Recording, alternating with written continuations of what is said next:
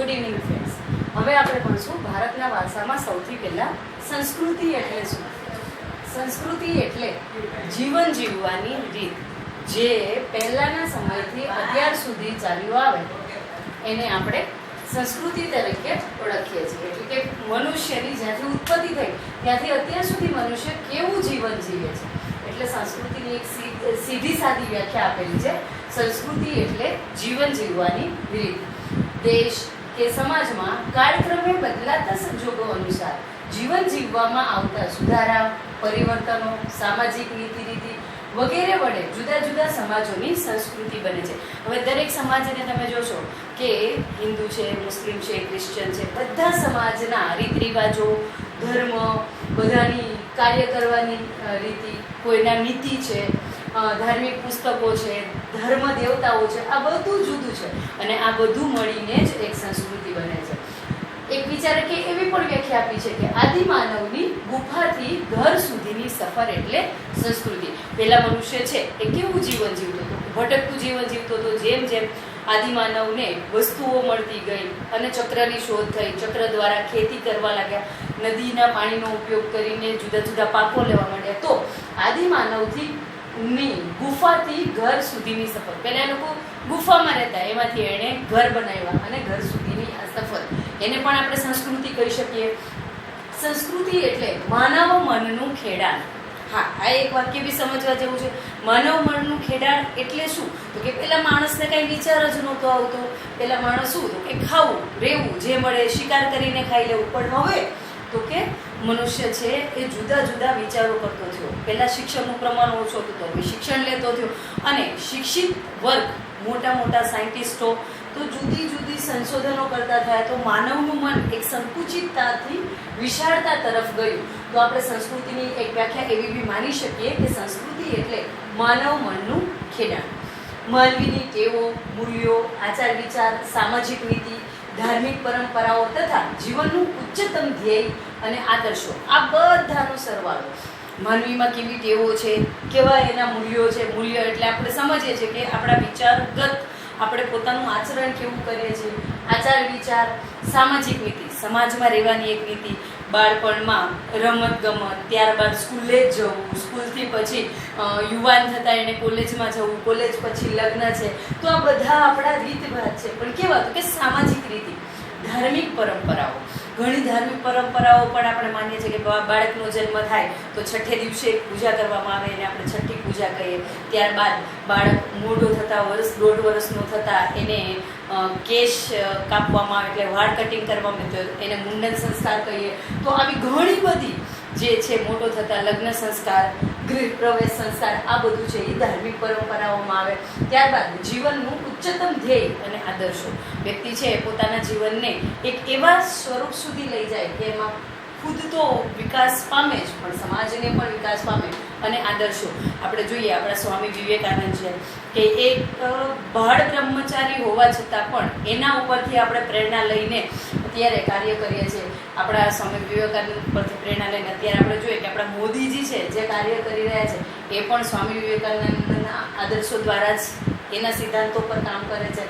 તો આ બધું છે એ બધાનો સમન્વય, સરવાળો, એને આપણે સંસ્કૃતિ કહીએ. તો હવે આપણે જોઈએ ભારતીય સંસ્કૃતિનો વારસો. આપણી ભારતીય સંસ્કૃતિનો વારસો કેવો છે? તો સૌથી પહેલાં તો આપણે સમજવું જ રહ્યું કે વારસો એટલે શું, કોને કહેશું વારસો? તો એક નાનકડી વ્યાખ્યા છે કે પૂર્વજો તરફથી મળેલી અમૂલ્ય ભેટ એટલે વારસો. નાનકડી એક વ્યાખ્યા જેના દ્વારા એવું કહેવામાં આવે, પૂર્વજો એટલે આપણા વડીલો, આપણાથી વડવાઓ જે પહેલાના સમયમાં થઈ, એના તરફથી આપણને જે ભેટ મળેલી છે એ વારસો છે. પછી એ વડવાઓ છે એ ઋષિ મુનિઓ બી હોઈ શકે કે આપણા દાદા પરદાદા એ પણ હોઈ શકે. તો એને આપણે કહીએ વારસો. આપણો ભારતીય વારસો છે એ 1000 વર્ષ જૂનો છે. જેવું આપણા પુસ્તકોમાં બતાવેલું છે, ભારતીય વારસો છે એ હજારો વર્ષ જૂનો છે. અને એના પરથી પણ આપણે એક પ્રતિજ્ઞાપત્ર, જે હંમેશા આપણે રોજ બોલીએ છીએ કે તમે લોકો તો ઇંગ્લિશમાં બોલો છો કે ઇન્ડિયા ઇઝ માય કન્ટ્રી, પણ ગુજરાતીમાં બોલો તો તમને ખબર પડે કે ભારત મારો દેશ છે. એની અંદર એક વાક્ય એવું આવે છે, વૈવિધ્યપૂર્ણ વારસાનો મને ગર્વ છે. કે એનો જે વારસો છે એ વિવિધતાથી ભરેલો છે, વૈવિધ્યપૂર્ણ છે. એનો મને, કારણ કે હું એક ભારતીય છું અને એનો મને ગર્વ છે.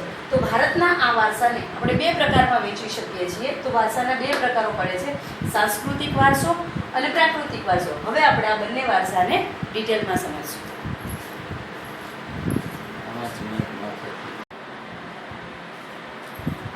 હવે જોઈએ આપણે ભારતનો પ્રાકૃતિક વારસો. આપણે વારસાના બે પ્રકાર, પ્રાકૃતિક વારસો અને સાંસ્કૃતિક વારસો. તો સૌથી પહેલા આપણે જોઈએ પ્રાકૃતિક વારસો. તો પ્રાકૃતિક વારસો એટલે શું? તો કે પ્રકૃતિ, પર્યાવરણ, માનવ સંબંધોના પરિણામને આપણે પ્રાકૃતિક વારસો કહીએ છીએ.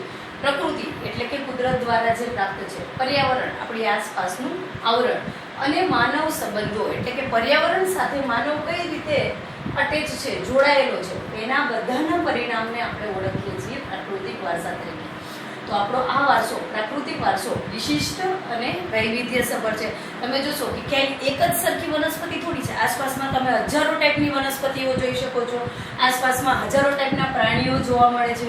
આ બધામાં વિવિધતા જોવા મળે છે, કુદરતી રીતે મળે છે. આ પ્રાકૃતિક વારસો છે એ આપણને કોના દ્વારા પ્રાપ્ત થયો છે? કુદરત દ્વારા. ભલે બિયારણનું તમે વાવેતર કરો છો, પણ ઉગે તો કુદરતની મદદથી જ છે. નદીઓ, તળાવો, પર્વતો, વૃક્ષો, સમુદ્રો, જીવજંતુઓ, પ્રાણીઓ, રણ પ્રદેશો, ફળદ્રુપ મેદાનો, ઋતુઓ, આ બધાનો સમાવેશ પ્રકૃતિ દ્વારા પ્રાપ્ત થયેલ વારસામાં થાય છે. આપણી ભારતીય પ્રજા છે એ પ્રકૃતિ પ્રેમી અને પર્યાવરણ પ્રેમી છે. તમારામાંથી પણ કોઈ પણ એક વ્યક્તિ એવું નહીં હોય કે જેને ગુલાબનું ફૂલ નહીં ગમતું હોય. તમને પણ આસપાસના બગીચાઓમાં જવું ગમતું હશે. એટલે કહી શકાય કે પ્રકૃતિ પ્રત્યેનો પ્રેમ આપણો વધારે છે. આપણે આ કોરોનાની મહામારીને ભોગવી રહ્યા છે તો શું છે? તો કે માનવે પ્રકૃતિ સાથે ચેડા કરેલા છે. એના દ્વારા એક પ્રકૃતિ પર ભય ઊભો થતા આ મહામારી આવી છે. તો આપણે પહેલેથી જ પ્રકૃતિ પ્રેમી છીએ. એટલે જ આપણે પ્રજાએ હવે સમજવું જ રહ્યું કે પ્રકૃતિ તરફ પાછા વાળો. નિવાસ, ખોરાક, પાણી, શ્વાસોશ્વાસની વ્યવસ્થા, આ બધું આપણને પ્રકૃતિ દ્વારા જ મળે છે. નિવાસ એટલે કે આપણું રહેણાંક, ખોરાક, આપણને આહાર પણ પ્રકૃતિ દ્વારા પ્રાપ્ત, પાણી તો કુદરતી રીતે જ મળેલું છે, અને શ્વાસોશ્વાસમાં જે આપણે ઓક્સિજન લઈએ છીએ એ બી કુદરત દ્વારા પ્રાપ્ત છે. આપણે જોઈએ કે પંચતત્વોની વાર્તાઓ, તમે જે નાના હતા અને કોમિક્સો પડતા હતા, જે વાર્તાઓ વાંચતા હતા, બોધ કથાઓ, જે વિચારવાની કથાઓ કે જેના પરથી તમને કંઈક બોધ મળતો હોય, આ બધાની અંદર પ્રકૃતિના વારસાના દાખલાઓ આપેલા છે. દાખલાઓ મતલબ ઉદાહરણો આપેલા છે. તો આ પ્રાકૃતિક વારસો એના આપણે 4 ભાગમાં વિભાજિત કરીએ છીએ, જેમાં કઈ કઈ બાબતોનો સમાવેશ થાય? તો કે ભૂમિ દ્રશ્યો, નદીઓ, વનસ્પતિ જીવન અને વન્ય જીવન. હવે આપણે એને ડિટેલમાં મળશું.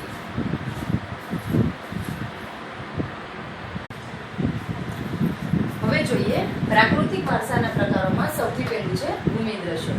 હવે આ ભૂમિ દ્રશ્યો એટલે જમીન સાથે જોડાયેલા દ્રશ્યો. એમાં આપણે અહીંયા હિમાલયને ભણવાનું છે. ભારતની ઉત્તરે આવેલ હિમાલય. આ હિમાલય એક એવો પર્વત છે કે જે બીજા દેશો સાથે અને ભારત માટે પણ અડીખમ ઊભો રહેલો છે.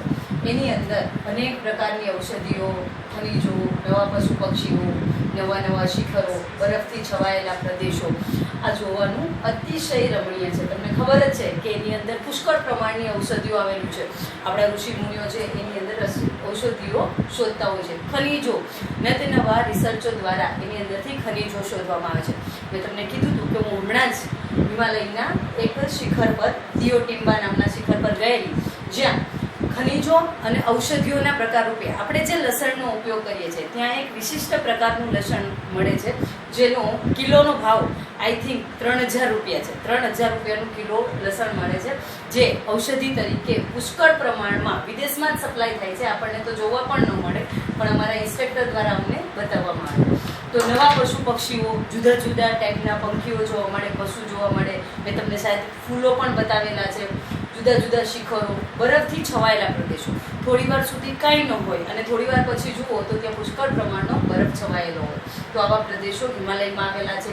એ ઉપરાંત હિમાલયમાંથી નીકળતી નદીઓ, હિમાલયમાંથી ઘણી બધી નદીઓ નીકળે છે. એમાંની ગંગા છે, યમુના છે.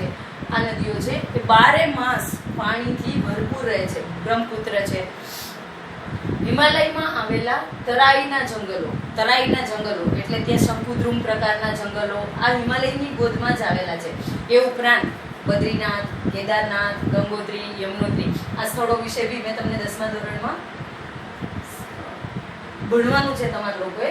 તો બદ્રીનાથ, કેદારનાથ છે એ એક એવા દુર્ગમ સ્થળો છે કે ત્યાં લોકો દર્શન અર્થે જાય છે. ગંગોત્રી, યમનોત્રી આવા યાત્રાના સ્થળો, આ 4 પ્રદેશ છે એ હરિદ્વારથી નજીક પડે અને ત્યાંથી આપણે એના દર્શન તરીકે જઈ શકીએ. તો ઉત્તરાખંડના 4 યાત્રાધામો છે જે હિમાલયની ગોદમાં આવેલા છે. એ ઉપરાંત નંદાદેવી જેવા શિખરો પણ હિમાલયમાં આવેલા છે. આ પછી આપણે જોઈએ પ્રાકૃતિક વારસામાં બીજો એનો ભાગ નદીઓ. આપણે નદીઓને ઓળખીએ છીએ. સંસ્કૃતિનો વિકાસ સિંધુ અને રાવી નદીના કિનારે થયો છે. ભારતીય સંસ્કૃતિ છે, આપણી સંસ્કૃતિને જ્યાંથી આપણે ભણીએ છીએ ત્યારે એની ઉત્પત્તિ કઈ નદીના કિનારે થઈ છે? તો કે સિંધુ અને રાવી. એટલા માટે આપણે નદીઓને માતા તરીકે પૂજવામાં પણ આવે છે. આપણે પૂજા કરીએ છીએ નદીઓની. હું નાની હતી ત્યારે મારા મધર દ્વારા મને એક શ્લોક શીખવેલો જે ગંગે ચ યમુને ચૈવ ગોદાવરી સરસ્વતી નર્મદે સિંધુ કાવેરી પ્રસન્ના ભવ સર્વદા. એટલે આની અંદર 7 નદીઓના સમૂહનું વર્ણન કરવામાં આવ્યું છે કે તમે બધી નદીઓ મારા પર પ્રસન્ન થાવ અને તમારી હું પૂજા કરું છું. એટલે આ શ્લોક દ્વારા આપણે નદીઓની પૂજા કરતા. વાહન વ્યવહારના માધ્યમ તરીકે પણ આપણે નદીઓનો ઉપયોગ કરીએ છીએ. આ ઉપરાંત પીવાના પાણીમાં, વપરાશમાં, ખેતી, સિંચાઈ, માટીકામ, વીજળી ઉત્પન્ન કરવા માટે, ઉદ્યોગ ધંધાના વિકાસમાં આ બધે જ નદીઓના પાણીનો ઉપયોગ થાય છે. ભારતીય જીવનને આ નદીઓ દ્વારા જ સમૃદ્ધિ પ્રાપ્ત થઈ છે અને એટલા માટે જ આપણા ભારતીય વારસાની અંદર નદીઓને લોકમાતાનું બિરુદ આપેલું છે. તો તમને ધ્યાન રાખજો કે કારણમાં પૂછાઈ શકે છે કે નદીઓ એ લોકમાતા, ભારતની લોકમાતા છે. તો તમે એની અંદર આ નદીઓ વિશે લખી શકો છો.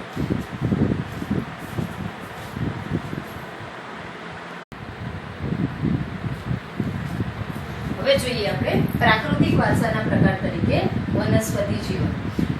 વૃક્ષ પ્રેમ, પુષ્પ પ્રેમ, છોડવાઓ પ્રત્યેનો પ્રેમ. આપણે સમાજમાં પણ જોઈએ કે આપણને વૃક્ષો પ્રત્યે પણ લગાવ હોય છે. ફૂલો, ક્યાંય પણ કોઈના ઘરમાં કુંડામાં ગુલાબ ખીલ્યું હોય તો બી નીચેથી જો દ્રષ્ટિ આપણી પડી જાય તો કે વાહ કેવું સરસ ફૂલ છે. તો એ આપણો પુષ્પ પ્રત્યેનો પ્રેમ દર્શાવે છે. છોડવા પ્રત્યેનો પ્રેમ, ઘણીવાર તમે નાના છોડ ઉછેરો છો તો એ તમારો એના પ્રત્યેનો પ્રેમ દર્શાવે છે. એટલે કહી શકાય કે માનવી છે એનો પ્રકૃતિ સાથેનો પ્રેમ અનન્ય છે. માનવી અને પક્ષીઓનો આધાર છે. આ વૃક્ષો છે, આ વનસ્પતિ છે, એના ઉપર તો આપણે જીવિત છીએ, એ જ આપણો આધાર છે.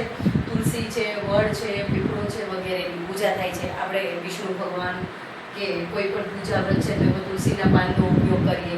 એમ જ આસોપાલવના પાનના તોરણો બાંધીએ. વડ અને પીપળાની પૂજા થાય. પીપળાની પણ આપણે ઘણીવાર આપણા મમ્મીને પૂજા કરતા જોઈએ. પછી વટ સાવિત્રીનું વ્રત, જે પરણેલી સ્ત્રીઓ છે તો એ વટ સાવિત્રીના વ્રત કરે છે ત્યારે પણ વડની પૂજા કરે છે. એ ઉપરાંત વનસ્પતિમાં અનાજ, કઠોળ, તેલીબિયા, ધન ધાન્યથી લહેરાતા ખેતરો, વન સમૃદ્ધિથી ભરેલા જંગલો, આ બધાનો સમાવેશ શેમાં થાય છે? વનસ્પતિ જીવનમાં. અત્યારે આપણે જોઈએ કે કોરોનાનો કેર છે તો એની વચ્ચે બી આપણને કહેવામાં આવે કે ભાઈ હરડે છે, હળદર છે, આદુ છે, એનો ઉકાળો પીવો, અરડુસી છે, કુવારપાઠું છે. તો આ બધા જે લીમડો છે, તુલસી છે, આ બધાનો ઉપયોગ એક ઔષધિ તરીકે થાય છે કે જેના દ્વારા વ્યક્તિ છે, અત્યારે તો દવાઓ શોધાઈ ગઈ છે પણ પહેલાં દવાઓ નહોતી, ઉપચારો જ આના દ્વારા થતા. અને અમે લોકો તો હજી પણ એનો ઉપયોગ કરીએ છીએ કે ભાઈ જંગલમાં ગયા અને ક્યાંય પણ વાગી ગયું તો કોઈ પણ પાનને મસળી અને લગાડી લઈએ તો લોહી બંધ થઈ જાય. તો આવી રીતે આપણે આપણી વનસ્પતિનો ઔષધ તરીકે ઉપયોગ થાય. એ ઉપરાંત ગુલાબ છે, મોગરો છે, ચંપો, ચમેલી, કમળ, સૂર્યમુખી, આ બધા પુષ્પોએ આપણા જીવનને સુગંધિત બનાવ્યું છે અને એનો જ આપણે પૂજા પાઠમાં ઉપયોગ કરીએ છીએ. હવે જોઈએ આપણે ચોથો પ્રકાર, વન્ય જીવન. જેમ વનસ્પતિ સાથે આપણો લગાવ છે, મોહ છે, એવી રીતે વન્ય જીવન એટલે કે પશુઓ, પ્રાણીઓ સાથે આપણો. તો ભારતીય પ્રજા પ્રકૃતિ પ્રેમીની સાથે સાથે પ્રાણી પ્રેમી પણ છે. આપણે અત્યારે ઘરે ઘરે જોઈએ તો કૂતરાઓ પાડે છે, કોઈ બિલાડી પાડે છે, કોઈ પોપટના બચ્ચાને પાડે છે, તો કોઈ સસલાઓ પાડે છે, કોઈ ઉંદરના બચ્ચાઓને પાડ્યા છે. આ બધો આપણો પ્રાણીઓ પ્રત્યેનો પ્રેમ દર્શાવે છે. વાઘ, સિંહ, ચિત્તો, હાથી, શિયાળ, સસલો, સાપ, આ બધા આપણા પ્રાણીઓ છે. ઉપરાંત અનગિનત છે જેને તમે જોયા પણ ના હોય. એશિયાઈ સિંહો ગુજરાતના ગીર અભયારણ્યમાં જોઈએ. આપણે જોઈએ કે ભાઈ સાસણ ગીર જે ગુજરાતનું સૌથી મોટું અભયારણ્ય છે કે જ્યાં એશિયાના સિંહો જોવા મળે છે, જ્યાં માણસ પૂરેલો હોય અને સિંહ ખુલ્લા ફરતા હોય છે. ધાર્મિક માન્યતાઓ મુજબ વન્યજીવો છે એનો જે દેવી દેવતાઓ છે વાહન તરીકે ઉપયોગ, આપણને ખબર જ છે ગણપતિનું વાહન શું તો કે ઉંદર. એવી જ રીતે માતાઓના વાહન છે એ વાઘ છે, મોર છે એ કાર્તિકેયનું વાહન છે, મગર છે એ ખોડિયારમાંનું વાહન છે, ગરુડ, ઉંદર, આમ દેવી દેવતાઓના વાહન તરીકે પણ આપણી ધાર્મિક માન્યતાઓમાં પ્રાણીઓને દર્શાવેલા છે. આ ઉપરાંત આપણું રાષ્ટ્રીય મુદ્રા કે જેની અંદર 4 સિંહોની આકૃતિ કંડારાયેલી છે, એ ઉપરાંત ઘોડા અને બળદની આકૃતિ પણ મૂકવામાં આવી છે. તો આ આપણો પ્રાણી પ્રત્યેનો પ્રેમ દર્શાવે છે. આ ઉપરાંત ભારતની અંદર પ્રાણીઓના બચાવ માટે પ્રાણી સંગ્રહાલયો, વિવિધ રાષ્ટ્રીય ઉદ્યાનો અને અભયારણ્યો બનાવવામાં આવ્યા છે. તો આ હતો આપણો ભારતીય સંસ્કૃતિનો પ્રાકૃતિક વારસો. હવે બીજો પ્રકાર છે સાંસ્કૃતિક વારસો, આપણે બીજા પાઠમાં ભણીશું.